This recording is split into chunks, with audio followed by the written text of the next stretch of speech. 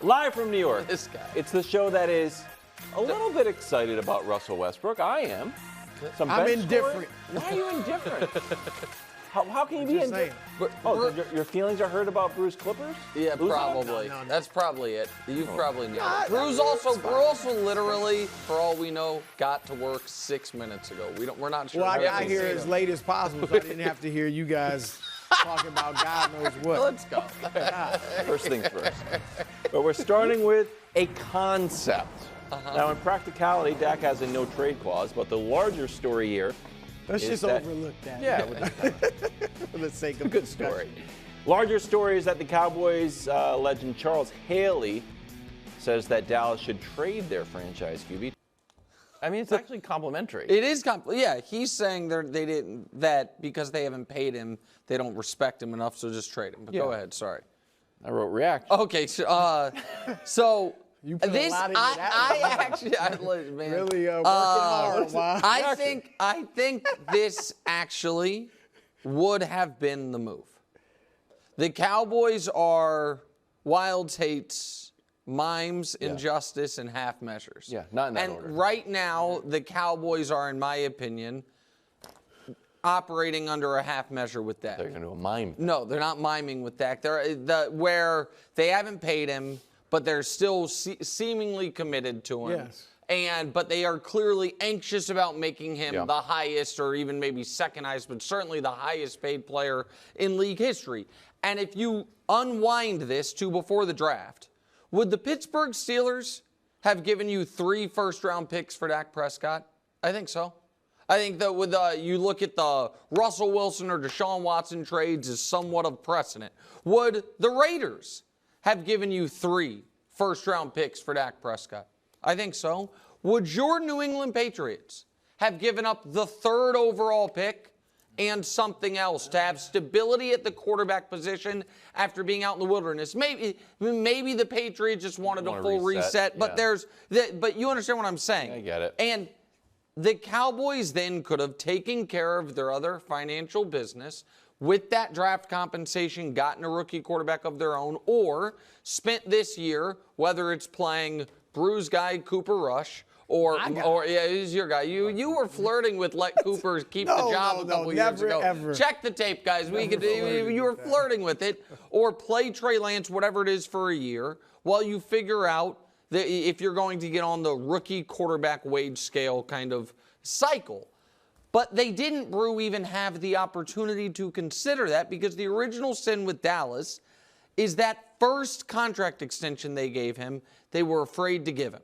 So they waited, and he got a no tag and a no trade, and now they are in this position where even if they are not fully in love with him, they're terrified of losing him for nothing, but they don't hold the ability to just, see what the market is for him. So now they're in this spot. But I think what Charles Haley is saying is actually smart, but the Cowboys didn't have the capability to even engage in those discussions. Well, and assuming Haley means they should trade him before the season starts, that's not happening. All right, I see very little chance of that happening. In fact, what I think is far more likely is that Jerry caves and gives Dak the contract that he wants, all right? And I have felt all off season that they are saying, you know what, look at the 49ers. They got Mr. Irrelevant at quarterback. They're stacked everywhere else, and they keep beating us in the playoffs, and they got to the Super Bowl. And I thought they were saying, Dak, go out and get us at least to the NFC title game, and if you do, we'll bring you back. If not, we're going the Niners route. I'm not so sure now that that's what they're doing. Okay. I actually think this is just par for the course with Dallas, where they continually, every single negotiation, it seems, they wait too long. Remember when Dak, the talk was, should they give him $26 million a year? Is he worth that? And then they end up giving him 40 because they wait so long. And Ezekiel Elliott, it just happens time and time again. Zeke, they actually paid too early. Zeke, they paid as But my point is he held out, and then Jerry caves and gives him this huge deal. And that's what I think is going on. I'm actually starting to think, they still are committed to Dak. They just, are twiddling their thumbs like they usually do. What are they saying with CD? We want to let the more leads fall. Right. Yeah. I mean, it's ridiculous, and it keeps costing them money. And so I don't think they're trading Dak. Look, some of it maybe could be what happens with Trey Lance. I think they are watching him strongly. I do think, and I really don't know where you got the Cooper Rush stuff with me. I was mostly kidding. Right? But when Dak hurt his thumb and he played no. But Cooper Rush is 5-1 with the Cowboys. So I think Jerry Jones. I knew it. I know you like him. No, I think Jerry may be looking at that and saying, we're 5-1 with Cooper Rush. Right. That's Trey Lance. He's obviously working with Mahomes, his quarterback coach. So maybe I think they are watching him closely in practice. Well, they have to because they don't have a quarterback under contract for next season. Not this coming season, for next season. They don't have none. They don't have Trey. They don't have Cooper. Now they could obviously bring back Trey or Cooper very cheaply. But if they wanted to trade Dak, that ship has sailed because you can't trade him after the year because he's not on your roster after the year. But go ahead, Wildes. No, so suppose they did trade Dak last year or at the draft or in the offseason. You think Jerry would be okay going 7-10? I don't think that's. 9 and. Go ahead. 8. Why are you saying I just think I don't want why you were 12-5. Why are you getting off the 12-5 train? Well, no. So the idea because you can't get first. You haven't been getting first. Well, you're going to go back. Are you willing to pay him $60 million? So I don't think, and I disagree with the idea that in today's NFL, going young at quarterback means you're going backwards. Sometimes it does, but what we have seen more than ever as of late is guys, when their first opportunity is starting, when they've got it, you know it. Now there is, and this isn't a shot at him, there is to me, Josh Allen's more of an exception. When he first got his opportunity, he struggled mightily, and then he became a star. But Justin Herbert was 90% of what he is now as a rookie. Jordan Love, it took him a month and a half of playing. He was a lot different. Well, when we first saw him, I know it was in small for one pieces. game when Rodgers had COVID against the Chiefs. Don't you think he looked completely different? I do, but I also think that's because you're not getting starter reps. They're not building it around you. Like CJ, I think we don't know fully what Trevor is. I mean, we know he's good, but do we know he's good or great? We're not sure about that. That's totally fair. I'm not saying it's everybody, but once upon a time, my point was the thought process in the NFL was, oh man. Drafted a quarterback. If he plays as a rookie, even if he's Peyton Manning, you're going to go 3-13 like Peyton did or whatever they to me that's not the case anymore. Offenses, there is enough way to game an offensive system to make it plug and play for a quarterback like it was for Dak as a rookie. You know what I mean? When they went 13-3, and so I don't think they would be looking at it as we're punting on everything. Forget the fake trade of this offseason. If next year they don't have Dak Prescott, but they have all this talent around him, and they end up going with a young quarterback either through the draft or if they see something in Trey in this offseason. I don't think that's giving up on things. I don't think it wasn't giving up on things when the Niners, let's just forget Purdy so we don't have to argue about it. The Niners opted into going with Trey and thinking, you know what, now that didn't work out. It kind of did because of Brock, but whatever. But they didn't think, well, now we're going to be 6-10. They thought we are going to keep this thing rolling with this rookie quarterback that we just drafted. No, but that may have been one of the worst decisions of all time that they just got bailed out on. Purdy saved them. Well, okay, but maybe so. But then just pretend they drafted Purdy 3rd overall. The point is, it's still a rookie quarterback or a second-year quarterback that you are plugging into an existing system, and it's working. It's what the Colts think is going to happen this year with Anthony Richardson. They won 9 games last year. They think they're going to be good this year with him. Okay. Meanwhile, FoxSports.com reporting that the Cowboys are the most bet-on team to go under their win total, which is set at 9.5. And now, to their credit, Brew, the Cowboys have consistently over-delivered. Only the Cowboys and the Steelers have gone over their win total in each of the last 3 seasons. So do you expect the Cowboys to over or under-deliver this year? Okay, I'm going to say I think they're a 10-win, maybe 11-win team. So that over. Technically would be over. Yeah. But I honestly, I'm viewing that as under because they've won. No, here's why. because they've won their 12 games in each of the last 3 years. They are still S-Bob. I mean, Michael Parsons just said it the other day. Well, he said S-Bond, to be fair. But so yes. my point is, even if you go over 9.5 wins, I don't care. I don't bet, all right? So I don't care. That's kind of the crux 10 wins is taking a step backwards. And that's what I think they'll do. I don't think they're I think they're a 10-win team, so that's over. But they will take a step back and not be as good as they were last year. So listen, so that's what I'm saying. Makes sense. You see what I'm saying? It makes sense, but it also you don't want to agree with me, but you know what? You don't I'm want, nuanced. I don't just think in black and white. I got nuance up in You here. don't want to say the Cowboys will overachieve, which is your answer. So you're finding a way to say them hitting the They've had a horrible. I really think under 12 wins and not really a contender anymore is a step back. Okay, but then I guess you would agree then, if we rephrase this slightly, the market and the public has overreacted to how much of a step back they took. If the number's 9.5 and it's the most bet under, that means folks think this is going to be a 9-win team. Right. You think that's an overreaction. You think that the Cowboys will still be a double-digit win team, but they're not headed in the right direction, that they're going the other direction. Right. I think that analysis is totally fair.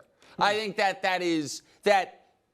I think this number, I think betting the Cowboys to go under 10 wins, I think is a dumb bet. I think like most, it's hard when they were the number 1 offense in football last year, the number 5 defense in football, they had the number 2 point differential. Brew focused all his attention on the tomato cans thing, which was a fun bit, but here's what's also true. 2 teams in the NFC total, the Niners and the Eagles, had more wins against playoff teams than the Cowboys last year. 2 total. This idea that there's a lot of teams that just beat 7 playoff teams over the course of the year, they don't. Every team. Tomato cans is more about margin of victory. Yeah, they were and all stomping. that stuff. I get that, but the idea that they couldn't beat good teams, my point is they beat Philly, they beat the Rams, they beat Detroit. That's 3 wins over playoff teams. No one in the NFC, other than San Francisco and Philly, had more wins over playoff teams than Dallas did.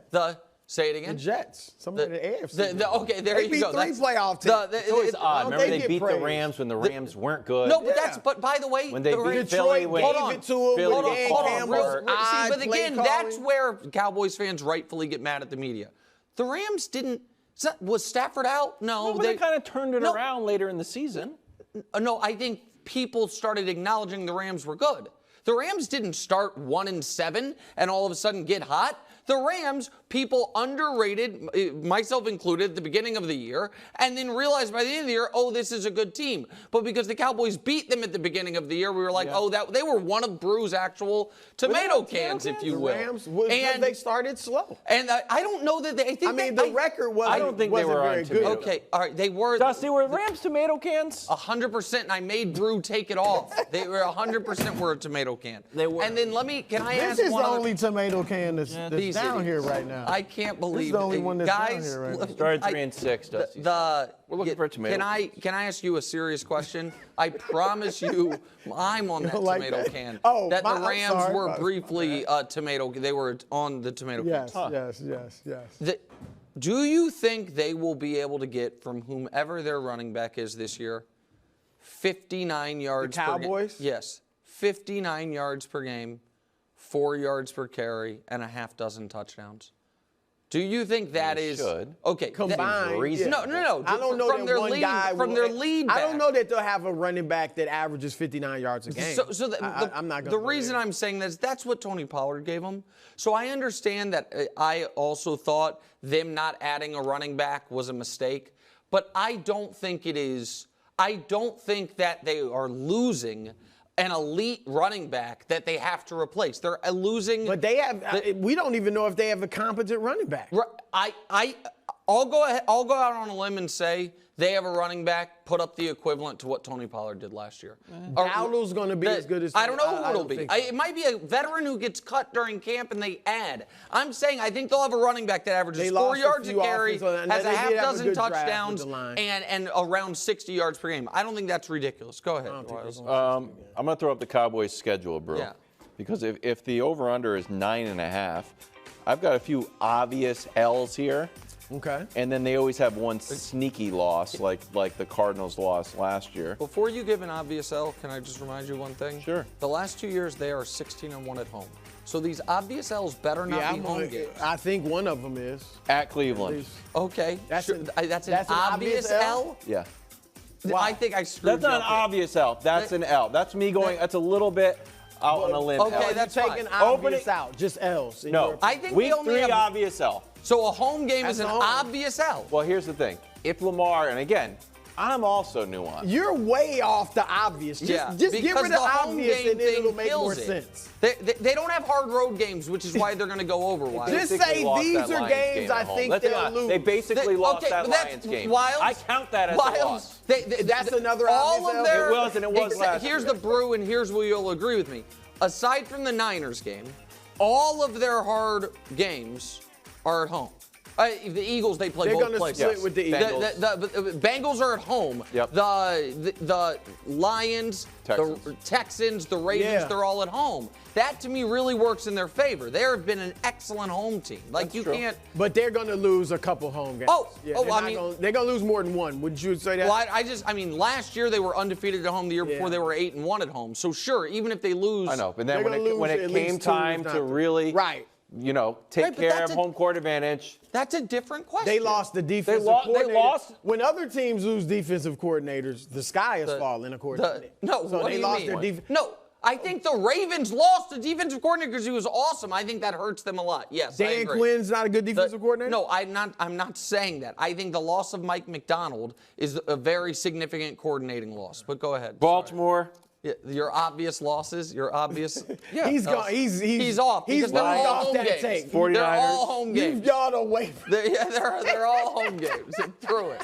It threw them off. It's obvious losses. at home. That- You got them going like 3-5 at home or something like that. That's not outrageous. Yes, A outrageous. team that went 16-1 3 the and last 2 5 years at at home. I don't care about 2 years ago. No, Who cares? the last two. All right, last year they were undefeated at home. No, they weren't. They're on a Right. one-game losing streak at home. One of the most embarrassing games I've ever seen. Okay, all right. That's because it was the playoffs Yeah, and they which is- crumble under pressure. Well, guess what? There won't be pressure in the regular Baltimore season coming game. into your building with Lamar. okay, He would they're have gonna beaten lose a couple. lost to the Chiefs, and then beat the Raiders. Then he's got to go there. That's playoff They're atmosphere. going to lose a couple. That's must-win not games. 5 Lamar's at got home. 2 must-win games in the first 3 weeks of the season. That's playoff atmosphere. Must win. Now it's I Lamar told versus you Dak. yesterday, the Chiefs is not a must win for them.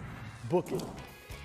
You know what? YouTube comments agree with you. I disagree. Right, I was of course they heavy on the did. burn. Why? Because- How much 'cause time I'm are you logical. spending reading YouTube comments? More than Depends how anybody my I know. self-esteem is doing. He's searching for the national We're treasure. gonna count. not have That's- time for this. I have great news for Nuggets fans. Russell Westbrook joining the team after being kind of routed through Utah, who continued to not sign anybody and maybe trading Yeah, their that- best what- player. what's the- So, Westbrook to Denver. Brew your reaction.